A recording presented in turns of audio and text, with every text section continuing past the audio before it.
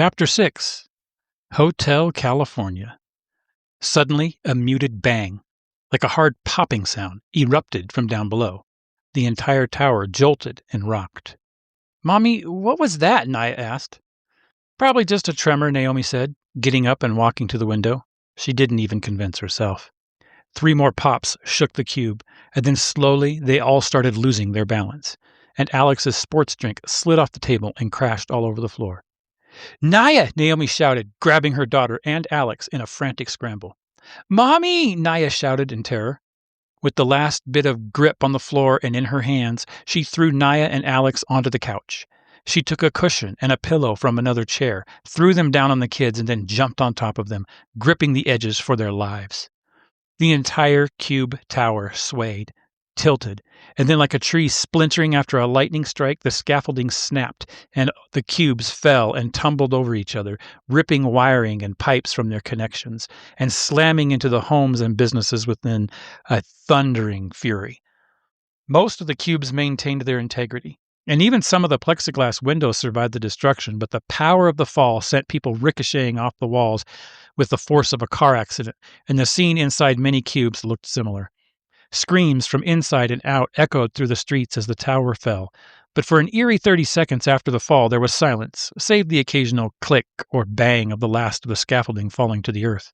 Then, as if on some invisible cue, the screaming and wailing restarted with a distinctly sharper pitch of terror, pain, and desperation. Here are some insights.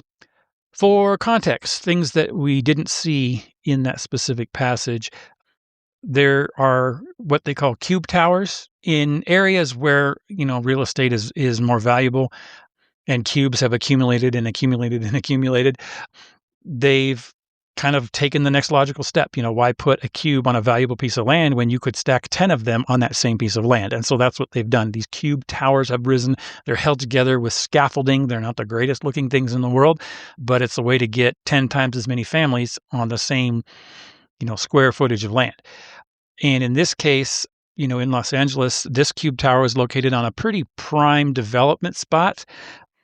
And so, we're going to maybe find out later that it's, again, like Pikeville and the explosion in the mine. Maybe it wasn't an accident, because cube towers don't generally just topple over. They're not that rickety. So maybe it wasn't an accident, and maybe somebody wanted that land. Maybe somebody who could pay off somebody in the government and make something happen. But we'll find out more about that later. The Sparrows' influence is, of course, still spreading throughout the country, and that is making President Connor not just nervous, but it's making him furious. And we know things are not going to get easier because Sonja was scooped up off the street as she's helping all these sacks resettle in Mexico City. At one point, she was scooped up off the street. She was tortured, painfully tortured, and left basically to die, but she was rescued by some Sparrows, just regular citizens, but they found her and they rescued her and saved her life. But the message was clear. The message of intimidation was clear. Don't keep going like you're going, or these are the consequences. So the Sparrows get together and they realize that they are targets more than they've ever been targets, and they decide it's time to not just help each other. It's time that we defend each other, and we may have to actually fight back, which is going to look different because they're Sparrows. They are about nonviolence. They're about helping each other.